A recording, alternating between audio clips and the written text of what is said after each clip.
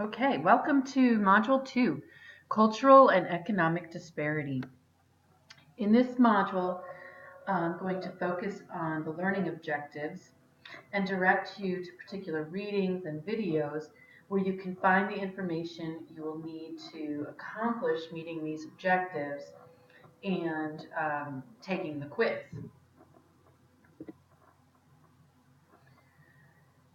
So, the first objective, define environmental justice and explain its history.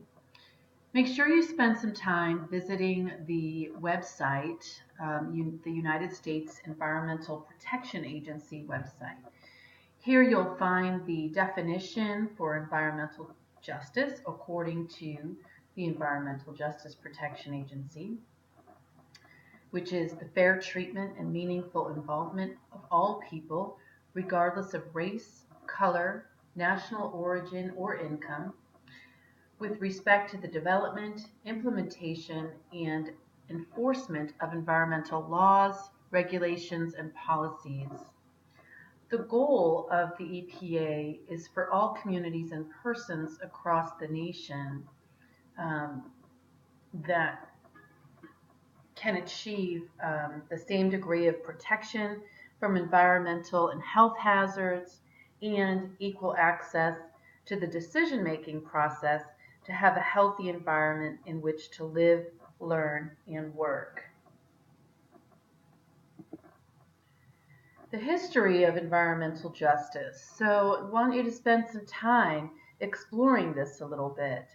The EPA, again, going to the EPA website, you'll see that it was established in December of 1970 due to concerns about pollution. And there's a link that you can click on to look at the timeline of EPA's history and different policies that were put into place since the 1970s. Of course, indigenous people have always been concerned about the environment. That's part of our DNA and part of what we learn about the teachings that we get from the elders. So this connection to the earth, this belief that we're connected to the earth and respecting the importance of respecting the earth has been passed down from generation to generation. And wanted to share some quotes with you about that connection to the earth and environmental justice. So that belief that we do not inherit the earth from our ancestors, rather we borrow it from our children. And that really goes back to in indigenous culture, we talk a lot about 7 generations, and in the moment we're constantly healing. Whatever we do heals 7 generations back, our ancestors and all they've gone through, and 7 generations forward, what our children and our grandchildren will go through, and how do we want what we do now impacts what we want for their future. Respect the earth. When all the trees have been cut down, when all the animals have been hunted, when all the waters are polluted, when all the air is unsafe to breathe, only then will you discover you cannot eat money.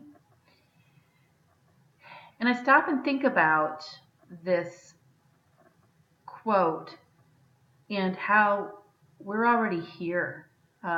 We already have to really pay attention to all the clear cutting that has happened and logging and the animals being hunted, and even recently some lifts on bear hunting so that people can now hunt bears during hibernation season,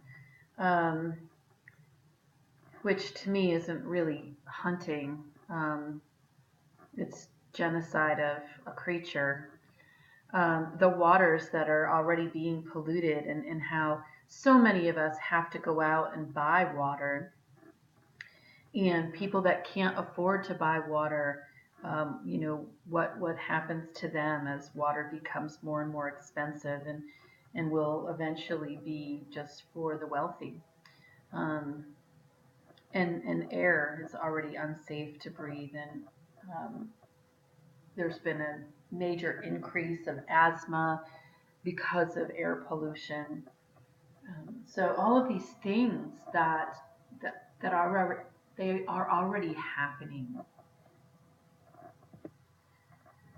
And here's a quote from Sitting Bull. They claim this mother of ours, the earth, for their own use and fence their neighbors away from her. Think of the wall, the wall between the United States and Mexico that uh, is going to go up, and deface her with their buildings and their refuse. They compel her to produce out of season, and when sterile, she is made to take medicine in order to produce it again. I've heard it's really important for us to eat within the season that we are in and the geographical location that we're in. And think of how much we buy in our grocery store that comes from other areas that's not, um, that of course is sprayed with chemicals, that's not locally produced, and how bad that is for our bodies. And yet we're conditioned, right, to buy bananas that come in all throughout any season of the year. We're conditioned to buy apples or strawberries or any kind of fruit or produce out of season. And so Native Americans understood the importance of using what is given to us by the earth and what is presented to us. You'll watch in one of the videos the buffalo hunt and how those animals present themselves to us so that we can eat. And this last quote that I put on here is not from a Native American. It is from John Muir, who is a author and environmentalist.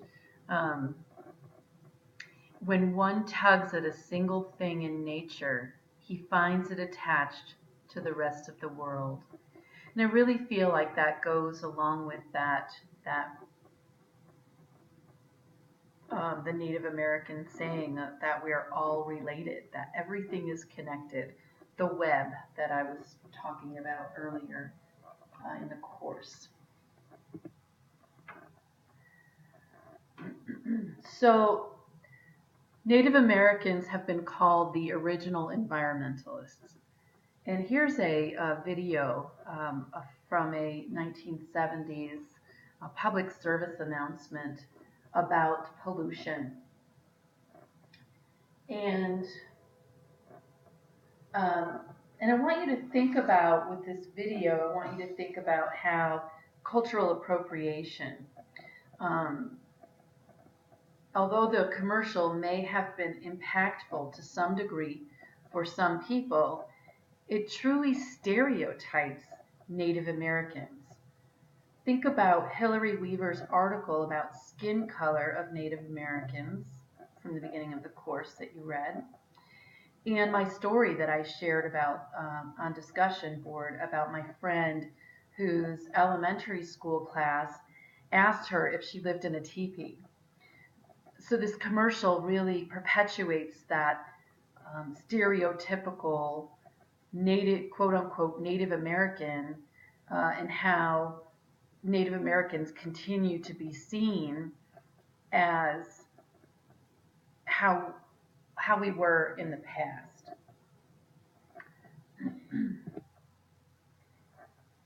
The next objective in this module is identify the stakeholders who have vested interest in the management of environmental health risks and explain their historical relevance.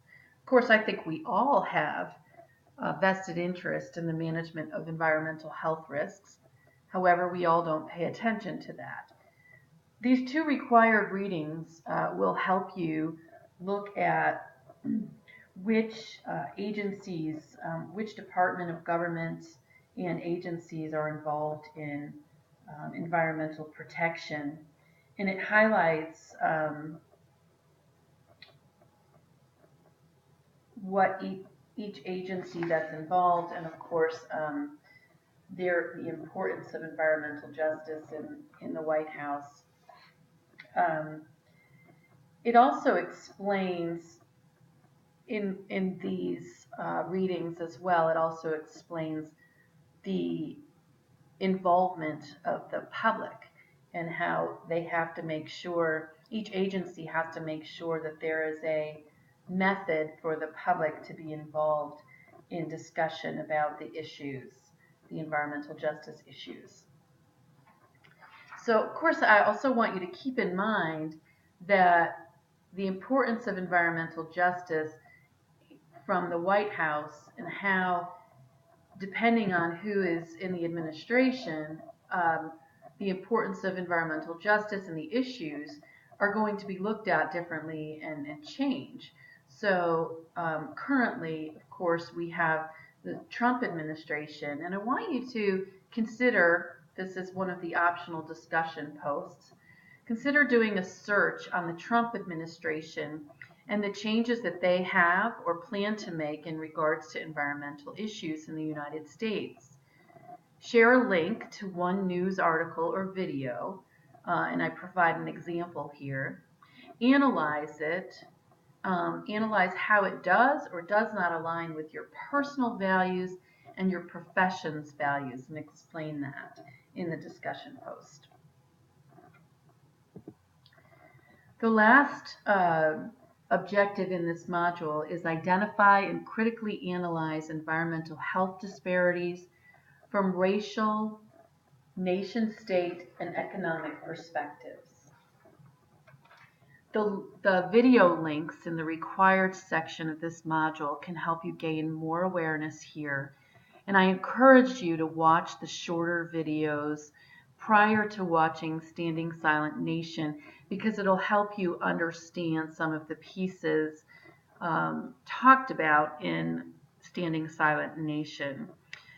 You'll need to watch Standing Silent Nation in order to complete the discussion post for this module. I wanted to provide also some Lakota language for you. The video clips are all connected to Lakota communities or Tioshpes in this module. So you'll hear some of these words used throughout all of the video clips. And so I wanted to provide some information for you so you know, have a little bit of an idea of what they're talking about. So Oyate means a nation or a tribe. So Lakota is a nation, and Tioshpe is a section of a tribe, a community. So it could be a family. We use the language a lot of a clan in indigenous culture. And typically their clans are defined by a particular totem, a spirit totem. So there's a wolf clan and a bear clan and a deer clan and a turtle clan, depending on what part of the country you're in. A family or a community is a Tioshpe. So I have a spiritual family here in North Carolina, and it is a Lakota community, and we call us a Tioshpe. We are also connected with some other Tioshpes around the country, and we come together once a year as a nation or a tribe for our annual Sundance. And our nation or tribe is called Sanglishka Oyate. Sanglishko Oyate is the spotted horse nation. And again, and then we all kind of go back to our areas in around the country, and those smaller sections are the Tioshpes. Wakantanka is a really commonly known Lakota word for creator, the great mystery. You might say God. Tatanka is buffalo. However, the translation really means he who owns us. The buffalo's very sacred in Lakota, pretty much in all indigenous, but particularly for the Lakota people. And so the translation is actually he who owns us. Mitakwe oyasen, and that is, I think I've mentioned earlier in the course, means all my relations, or we are all related, we are all connected. You'll hear this word in some of this term in some of the videos. Haihane washte. Haihane washte means, it's a greeting. It means great day or great morning. Wichozani. Wichozani is about good health, being in harmony and balance. And that means having good health. And you'll hear this term, wasichu. Wasichu. This is a term that's used by Lakota people that refers to white people. Not necessarily the skin color, but people who are part of the dominant culture. But the translation of this actually means he who takes the fat, or he who is the greedy person. So that Wasichu is refers to the white people. Okay, and then the discussion board for this module. After you watch Silent Standing Nation, which you can, which is available on Canopy through ETSU's library, use the social work values. So look at the Code of Ethics, which I'm sure y'all know where to find. If you have another major or background, such as criminal justice, go ahead and include those too.